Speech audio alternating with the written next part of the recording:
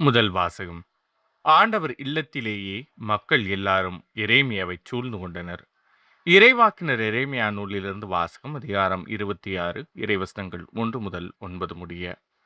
யோசியாவின் மகனும் யூதாவின் அரசனுமான யோயாக்கிமுடைய ஆட்சியின் தொடக்கத்தில் ஆண்டவர் அருளிய வாக்கு.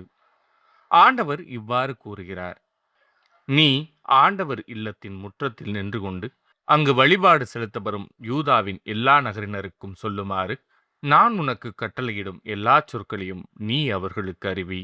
அவற்றில் ஒன்றையும் விட்டுவிடாதே. ஒருவேளை அவர்கள் உனக்கு செவிசாய்த்து அவரவர் தம் தீய வழிகளை விட்டு திரும்பலாம். அப்பொழுது அவர்களுடைய தீச்செயல்களை முன்னிட்டு அவர்களுக்கு நான் அளிக்க எண்ணியுள்ள தண்டனை பற்றி என் மனத்தை மாற்றிக்கொள்வேன். நீ அவர்களிடம் சொல்ல வேண்டியது: ஆண்டவர் கூறுவது இதுவே, நீங்கள் எனக்கு செவி கொடாமலும் உங்களுக்கு கொடுத்திருக்கும் என் சட்டத்தின்படி நடவாமலும் நீங்கள் செவிசாய்க்காத பொழுதும் நான் மீண்டும் மீண்டும் உங்களிடம் அனுப்பி வைக்கும் என் ஊழியர்களான இறைவாக்கினர்களுடைய சொற்களை கேளாமலும் இருப்பீர்களாயில் இக்கோவிலை சீலோவைப் போலாக்குவேன். இந்நகரை உலகில் எல்லா மக்களினத்தார் நடுவிலும் சாபக்குறியாக மாற்றுவேன். ஆண்டவர் இல்லத்தில் எரேமியா உரைத்த சொற்களை குருக்களும் இறைவாக்கினரும் மக்கள் அனைவரும் கேட்டனர்.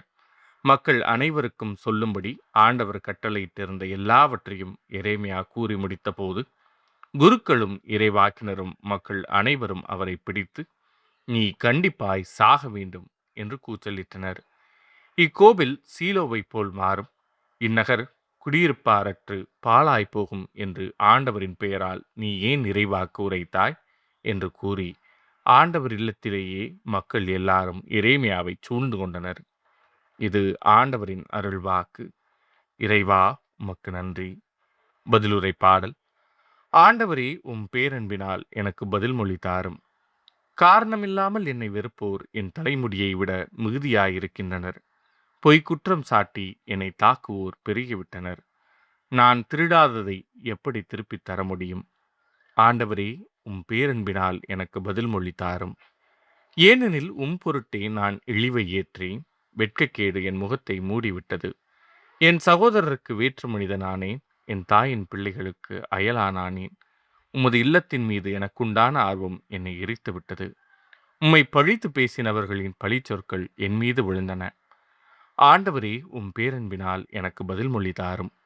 ஆண்டவரே, நான் தக்க காலத்தில் உம்மை நோக்கி விண்ணப்பம் செய்கின்றேன். கடவுளே, உமது பேரன்பின் பெருக்கத்தினால் எனக்கு பதில் மொழி தாரும். துணை செய்வதில் நீர் மாறாதவர். ஆண்டவரே, உம் பேரன்பினால் எனக்கு பதில் மொழி தாரும். நற்செய்திக்கு முன் வாழ்த்துளி. அல்லேலூயா, அல்லேலூயா. நம் ஆண்டவரின் வார்த்தையோ என்றென்றும் நிலைத்திருக்கும். இவ்வார்த்தையே உங்களுக்கு அறிவிக்கப்பட்ட நற்செய்தி. அல்லேலூயா. நற்செய்தி வாசகம். இவர் தச்சருடைய மகன் அல்லவா?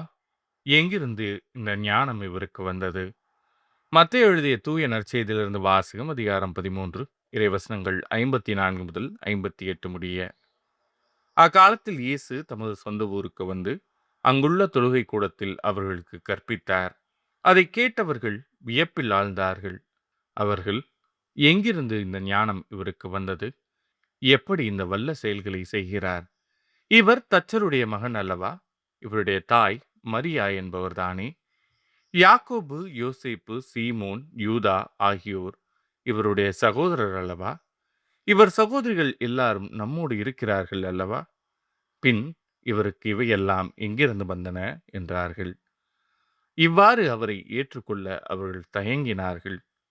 இயேசு அவர்களிடம், தம் சொந்த ஊரிலும் வீட்டிலும் தவிர மற்றெங்கும் இறைவாக்கினர் மதிப்பு பெறுவர் என்றார். அவர்களுக்கு நம்பிக்கை இல்லாததால் அவர் அங்கு பல வல்ல செயல்களை செய்யவில்லை. இது ஆண்டவரின் அருள்வாக்கு. கிறிஸ்துவே, உமக்கு புகழ்.